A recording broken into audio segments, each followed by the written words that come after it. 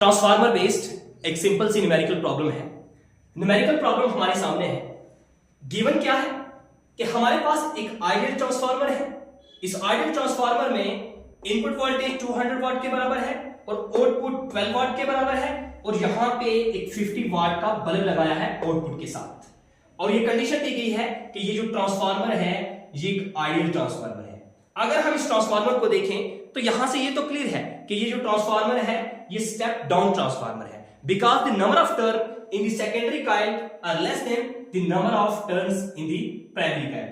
अब इस प्रॉब्लम के अंदर चाहे ये ट्रांसफार्मर स्टेप अप है चाहे ये ट्रांसफार्मर स्टेप डाउन है, इस न्यूमेरिकल प्रॉब्लम को सॉल्व करने के लिए मैटर नहीं करेगा, बिकॉज हमने जो प्रॉब्लम सॉल्व करनी है हमारा स्टेप अप और स्टेप डाउन के साथ कोई भी लेना देना नहीं है। और हमें निकालना क्या है? हमें निकालना यह है कि प्राइमरी कॉइल में करंट कितना होगा।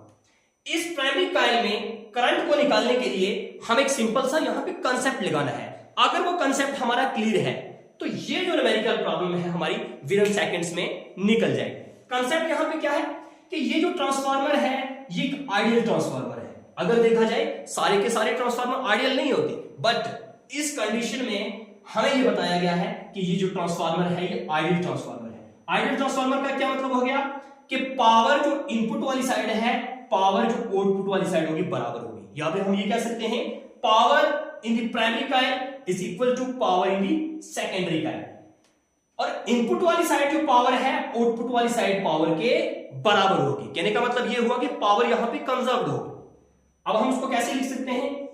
Power in primary coil that will be equal to power in secondary coil. अब हम पावर को कैसे लिख सकते हैं? Voltage into current. Primary coil की वोल्टेज और प्राइमरी कॉइल का current that is equal to V of S and I of S। यहां पे हमारे पास प्राइमरी कॉइल की वोल्टेज दी गई है 200 और हमें निकालना क्या है? Primary current that is equal to ये वाली जो चीज है ये हमें दिया गया है पावर इन सेकेंडरी। कैसे हम जानते हैं? क्योंकि यहां पे एक 50 वाट का बल्ब लगा है। यहां से क्लियर हो जाता है कि सेकेंडरी कॉइल की जो पावर है वो 50 वाट के बराबर है। 50 के बराबर है। हमें यह निकालना है IP is equal to 50 divided by 200। ये क्या और ये क्या? 4। IP is equal to 1/4 it's mean 1/4 it's mean 0.25 ampere. और हमारे पास प्राइमरी कॉइल में जो करंट होगा वो होगा 0.25 एम्पीयर के बराबर। इस तरीके से हम एक ट्रांसफार्मर का प्राइमरी कॉइल के अंदर कितना करंट है वो निकाल सकते हैं।